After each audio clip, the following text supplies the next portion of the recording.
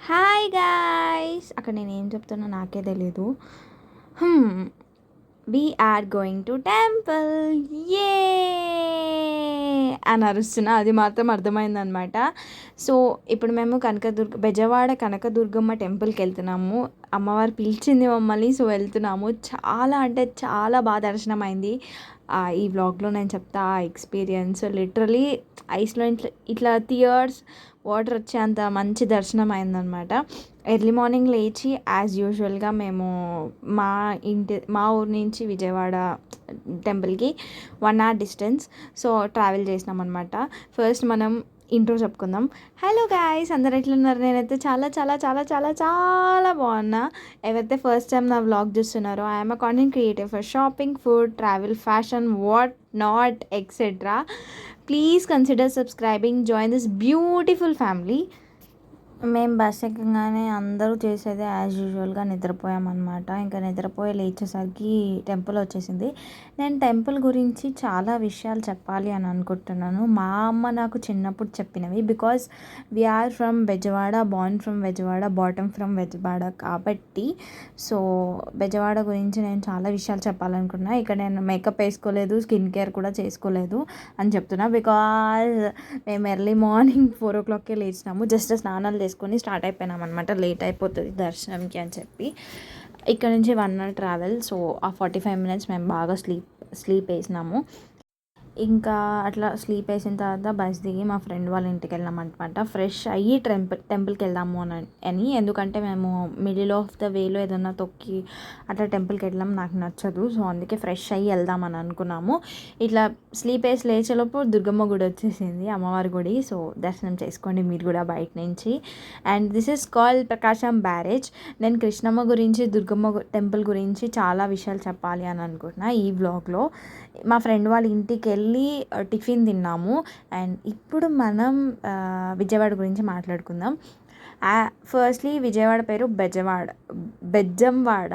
So బెజ్జంవాడ నుంచి బెజవాడకి ఎందుకు వచ్చింది అని అంటే, మామూలుగా బెజ్జంవాడ అని పేరు ఎందుకు వచ్చింది అని అంటే, నాకు తెలిసింది మాత్రమే చెప్తున్నాను. ఇఫ్ ఇన్ కేస్ తప్పైతే క్షమించండి. ఎవరైనా కరెక్ట్ చేయాలి అని అనుకుంటే కమెంట్ సెక్షన్లో కమెంట్ పెట్టండి, ఐ డెఫినెట్లీ రీడ్. నాకు మా అమ్మ చిన్నప్పుడు చెప్పింది నాకు గుర్తుంది మాత్రమే నేను ఈ బ్లాగ్లో చెప్తున్నా. బెజ్జంవాడ అని ఎందుకు వచ్చింది అని అంటే, ఒక కృష్ణా నది అనే కాదు, అన్ని నదులు కలిసి ఒక సముద్రానికి వెళ్ళాలి.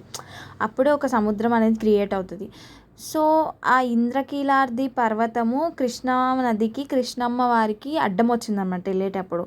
సో దుర్గమ్మని అడిగితే దుర్గమ్మ దానికి బెజ్జాలు అని ఇన్ ద సెన్స్ వే ఇచ్చిందనమాట. ఆ వే నుంచి ఇంక కృష్ణా నది సముద్రానికి వెళ్తూ ఉండేది. సో అమ్మవారు థ్యాంక్ యూ చెప్తూ ఇంకా దుర్గమ్మ తల్లి కృష్ణ అమ్మవారిది ముక్కు పుడక తీసుకుంది. కృష్ణమ్మది దుర్గమ్మ ముక్కు పుడక తీసుకుంది.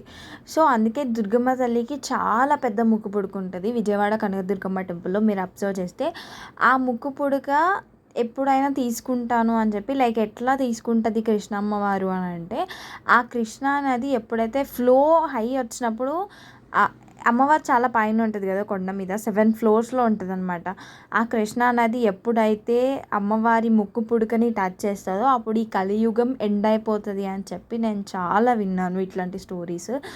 సో అది బెజ్జంవాడ. ఆ బెజ్జాల నుంచి వాటర్ వెళ్తాయి కదా ఆ హోల్స్ నుంచి, సో దాన్ని బెజ్జం అని అంటారు. ఆ బెజ్జా నుంచి వెళ్ళేదాన్ని ఆ బెజ్జంవాడ అని పెట్టి ఇప్పుడు బెజవాడ నుంచి విజయవాడకు వచ్చింది. యాజ్ యూజువల్ నేనైతే బెజవాడ అని అంటాను, విజయవాడ అని తెలియని పీపుల్కి చెప్తాను. సో నాకైతే టెంపుల్లో దర్శనం చాలా అంటే చాలా బాగా అయింది. నేను ఈ బ్లాగ్లో చెప్తాను ఎండింగ్లో కూడా. అమ్మవారు ఇట్లా ఉంటే నేను ఆ ముక్కు పుడక పింక్ కలర్ స్టోన్స్లో ఉందన్నమాట. లిటరలీ ఆ ముక్కు పుడక అమ్మవారి ఐస్ ఇట్లా దగ్గర నుంచి ఇట్లా కళ్ళు పెట్టి చూస్తే నా కళ్ళ నుంచి నీళ్ళు కూడా వచ్చేసినాయి గైస్. అంత అంటే అంత బాగా నచ్చింది.